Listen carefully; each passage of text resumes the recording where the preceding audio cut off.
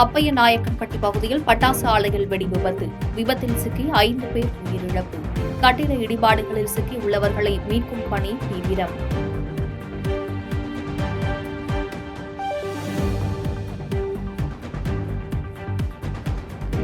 ஓமலூர் காருவள்ளி ஆட்டுச்சந்தையில் பொங்கல் பண்டிகையை முன்னிட்டு 2 கோடிக்கு ஆடுகள் விற்பனை. வியாபாரிகள் மகிழ்ச்சி.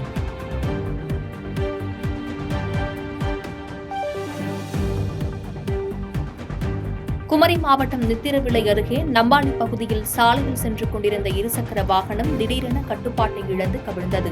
எதிரே வந்த கார் மீது இருசக்கர வாகனம் மோதி இழுத்து செல்லும் சிசிடிவி காட்சிகள் வெளியாகி பரபரப்பு.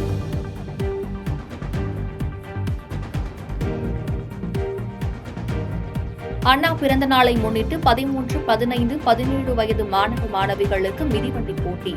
வேலூர், திருவாரூர், செங்கல்பட்டு உள்ளிட்ட இடங்களில் மாணவ மாணவிகள் ஆர்வமுடன் பங்கேற்பு.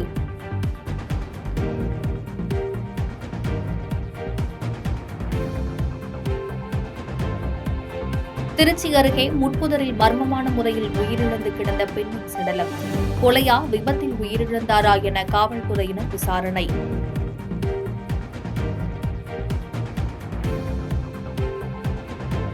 சென்னையில் ஆபரண தங்கத்தின் விலை சவரனுக்கு ரூபாய் 360 குறைந்து ரூபாய் 57,720க்கு விற்பனை.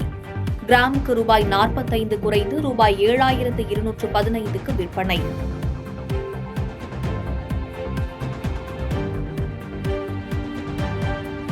முக சீரமைப்பு அறுவை சிகிச்சை பெற்று பயனடைந்த ஆவடி சிறுமி டான்யாவுக்கு வீடு வழங்கினார் முதலமைச்சர் மு க ஸ்டாலின். முகசிதைவு நோயால் பாதிக்கப்பட்ட சிறுமி டான்யா இயல்பு வாழ்க்கைக்கு திரும்பியுள்ளார்.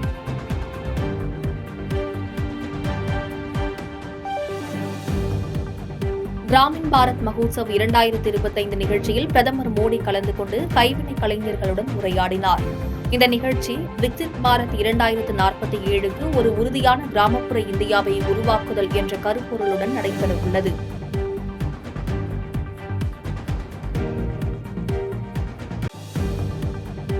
நடப்பாண்டின் முதல் ஜல்லிக்கட்டு போட்டி தச்சன்குறிச்சியில் இன்று தொடக்கம். 60 காளைகள், 300 மாடுபிடி வீரர்கள் பங்கேற்பு.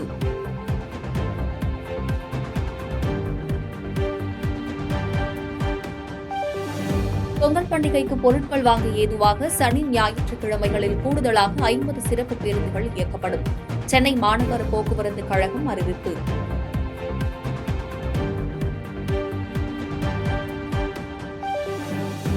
கொச்சியிலிருந்து சமையல் எரிவாயு ஏற்றி வந்த டேங்கர் லாரி கோவையில் கவிழ்ந்து விபத்துக்குள்ளானதில் ஓட்டுநர் கைது. ஆபத்தான முறையில் வாகனம் ஓட்டுதல் உள்ளிட்ட பிரிவுகளின் கீழ் வழக்கு பதிவு செய்யப்பட்டு சிறையில் அடைப்பு.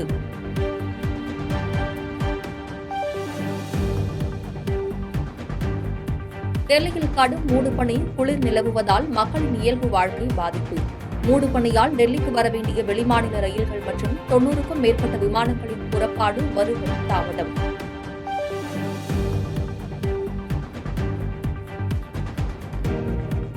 நீர்வளத்துறை அமைச்சர் துரைமுருகன் வீட்டில் 11 மணி நேரம் நீடித்து அமலாக்கத்துறை சோதனை. நள்ளிரவில் 1:30 மணி அளவில் நிறைவடைந்தது.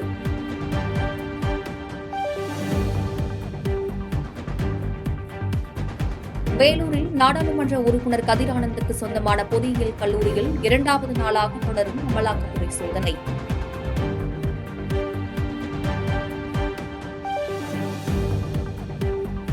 சபரிமலையில் மண்டல பூஜைக்காக 32 லட்சம் பக்தர்கள் சாமி தரிசனம். கடந்த ஆண்டை விட கூடுதலாக 4 லட்சம் பக்தர்கள் வருகை. உண்டியல் வருவாயும் 297 கோடியை கடந்தது. வைரஸ் தொற்று வேகமாக பரவும் தகவலுக்கு சீனா மறுப்பு. தற்போதைக்கு இந்தியா அச்சமடைய தேவையில்லை என மத்திய அரசு விளக்கம்.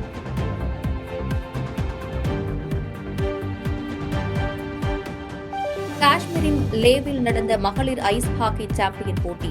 இந்திய ராணுவ அணி வெற்றி.